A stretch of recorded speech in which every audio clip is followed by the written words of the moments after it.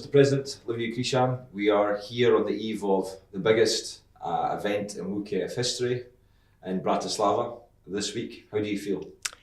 Excited, of course, and now I can say it is our biggest event ever, because we have a lot of athletes, so most probably more than 2,300.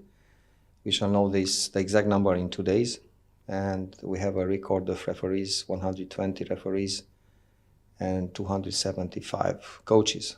Wow.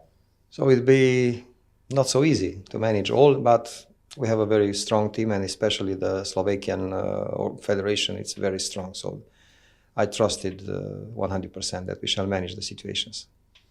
It's a huge event. I was privileged to host the WUKF World Championships last year in Dundee, and before that we were in Dublin, we've been in Poland. Maybe can you explain or inform a little bit more about the behind the scenes, what goes into a major championship and the work done by WUKF and the host organising group? Yes, normally we have a strategy to organize championships, not just for championship, not just for the competition, but also trying to find interesting places for tourists, because especially for children, the children came all the time with parents, and the parents want to use the 4 days of competition. Maybe they will stay 5 or 6 days, or at least they will use the competition when their children are not competing, will not compete, will use for sightseeing, for visiting the places, for knowing people, for making new friendships. So this is, it seems that it's working very well in our federation, and our last year history proved that. And we are happy that the federation from different countries apply for organizing championships, and as we always said, the next championship must be the best. Up to now we follow this rule, and it seems that it's very good for everybody. Liviu, you've been doing karate now for I think 39 years. How do we get from starting karate to WUKF World President on the eve of this major competition? Yes, you are right. Now I smile because you touch some very nice memories for me. And actually, yes, I started karate in 1980, but it was very difficult in Romania at that time, being a communist regime, and karate was forbidden as a sport. So it was not easy to access a sport hall, because actually all the, let's say, private sports hall that practice karate were very strictly controlled, and especially as a child you has no chance to go there, were all the adults, or let's say people over 15, 16 years old. But my aspirational journey started when I was 10 or 11, and I had the chance that I get comics for children that time that was printed in France, and one of the most important story that I can find in each of the comics was Dr. Justice. So that was a doctor that traveling all over the world in the poor countries, and especially trying to find solution for the very bad diseases. And everywhere were some bad people that try to do some bad things, interfere with him. And of course, every time was a happy time, because he was 6th dan. He was Rokudan, and he could fix the things in a karate way. And for me was the starting of the dream, because I want to be the doctor of the justice.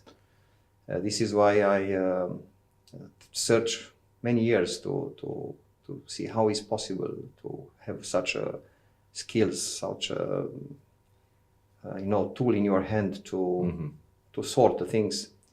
But only in 1980 I was able to, let's say, penetrate a dojo and to be accepted.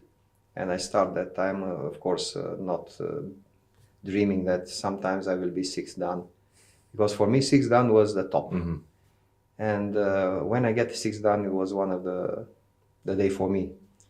When I was promoted to 7th, I was a little bit sad, because I lost my top of the dream.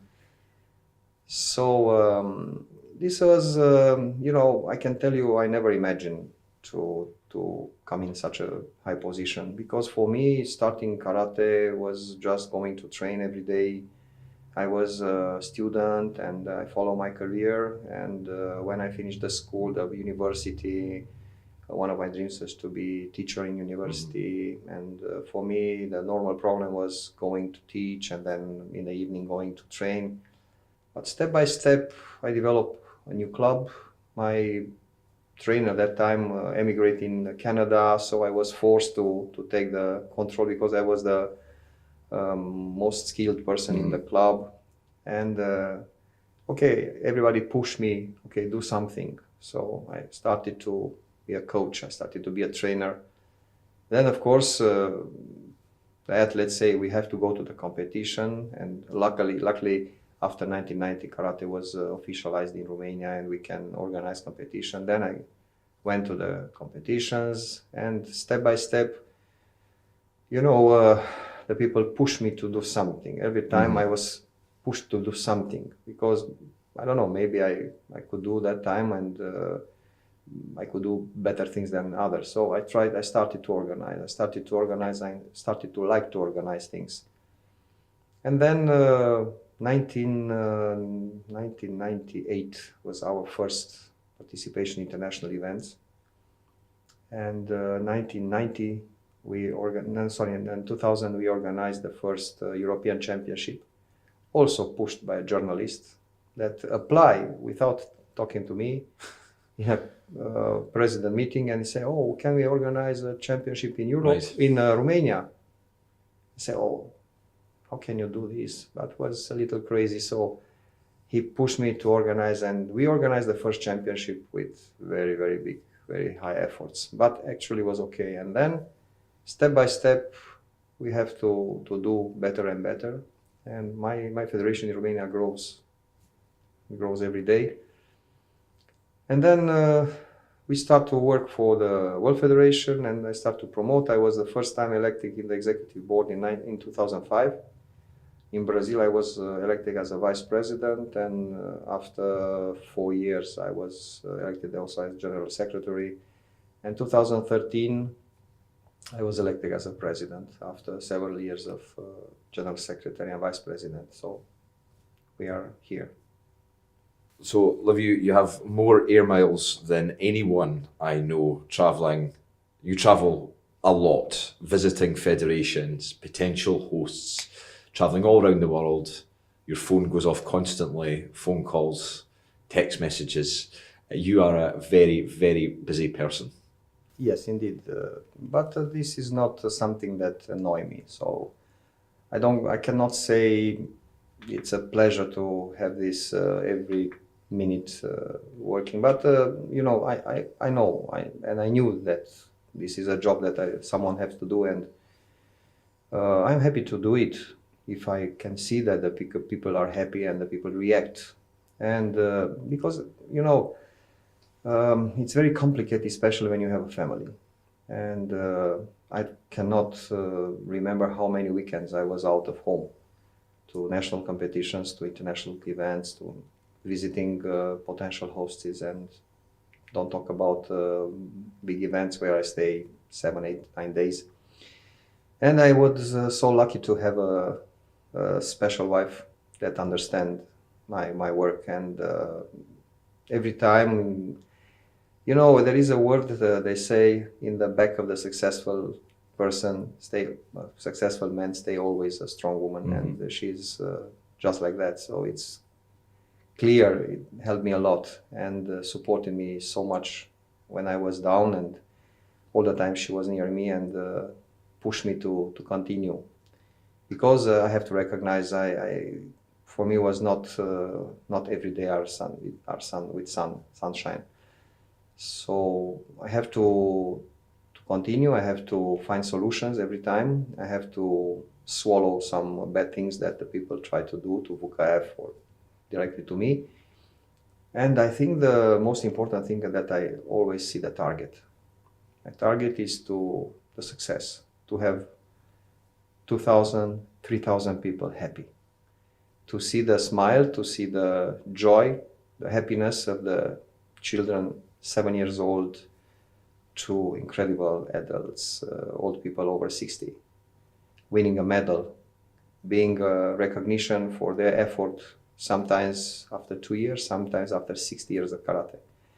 And this is quite amazing. This is something that for me it's, let's say, not only the target, it's my happiness to see that I can do this. Of course, not myself. I'm happy to say that I was able, and I think I will be able in the next future to bring a team together.